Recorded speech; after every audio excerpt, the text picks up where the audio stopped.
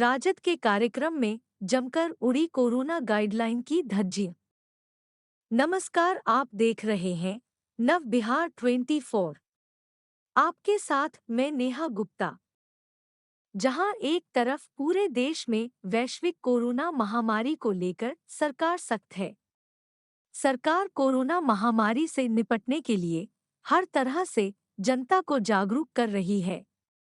बार बार विभिन्न माध्यमों से सरकार आमजनों से अनुरोध कर रही है कि मास्क का प्रयोग करें और फिजिकल डिस्टेंसिंग का पालन करें।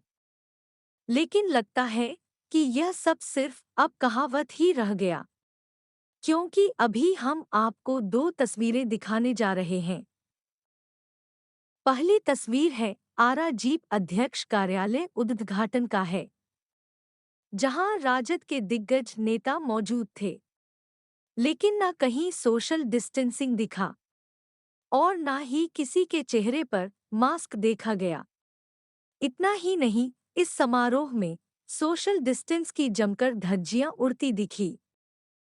तो दूसरी तस्वीर आप दे सकते हैं जीप उपाध्यक्ष के कार्यालय के उद्घाटन का, जो कि राजद के कई वरीय नेता इस कार्यक्रम में मौजूद है और यहाँ भी सोशल डिस्टेंसिंग की सरेराह धज्जियां उड़ रही हैं और न ही किसी के चेहरे पर मास्क दिख रही है। अब सवाल ये उठ रहा है, क्या सिर्फ आम जनों के लिए सारी नियम कानून है? क्या नेता मंत्री के लिए कोई नियम कानून नहीं है? खैर, जो भी हो, इन तस्वीरों से यही लगता है कि नेता मंत्री विधायक के लिए कोई नियम कानून नहीं होता है। आरा भोजपुर से अजय सोनी की रिपोर्ट। वैश्विक कोरोना महामारी चल रहा है और सरकार द्वारा गाइडलाइन दिया गया है कि एक जगह भारी भीड़ भाड़ ना हो। लेकिन कल और परसों 2 दिन लगातार राजद का एक कार्यक्रम हुआ था जिसमें कोरोना की खुलेआम धज्जियां उड़ी।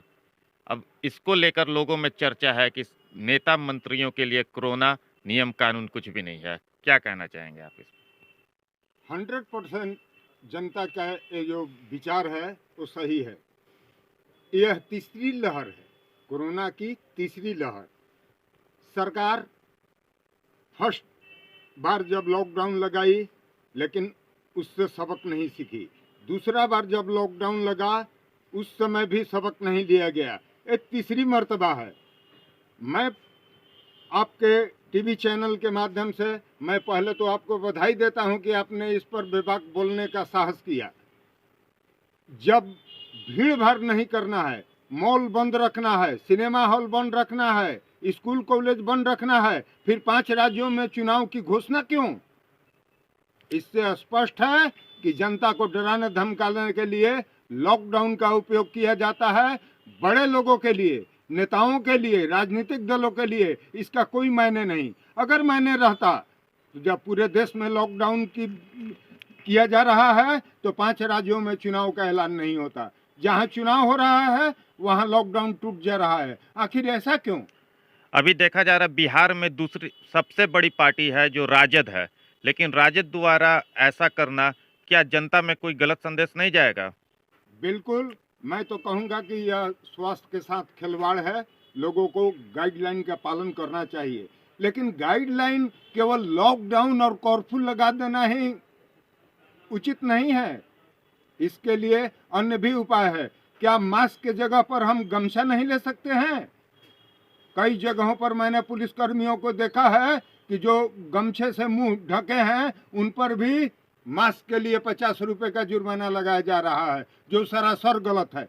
क्योंकि मैंने कई डॉक्टरों से सलाह लिया था, डॉक्टर लोगों का कहना था कि गमछा या अन्य जो चीज है वह मास्क से बेहतर है।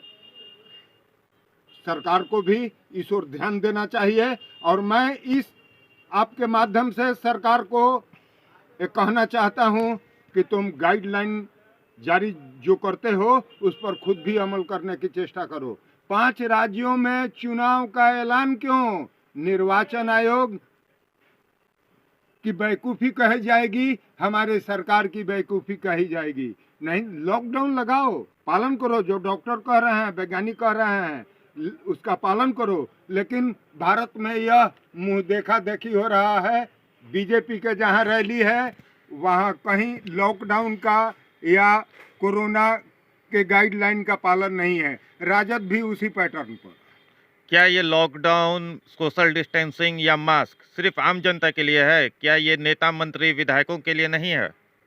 पहला तो है कि कोरोना ये जो मास्क है या सैनिटाइजर है या 2 गज की दूरी है या 3 गज की, इससे क्या कोरोना मिट जाएगा?